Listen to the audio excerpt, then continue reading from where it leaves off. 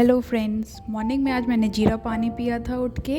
Daily का routine है मेरा। उसके बाद मैंने आज ओट्स, दही और ये सीड्स मिला के उसे एंजॉय किया था। फिर फ्रूट्स में आज मैंने पपाया खाया था और बादाम खाए थे रात को भिगोए हुए। लंच में मैंने आज ये वेजिटेबल पुलाव बनाया था, सलाद और दही खाया।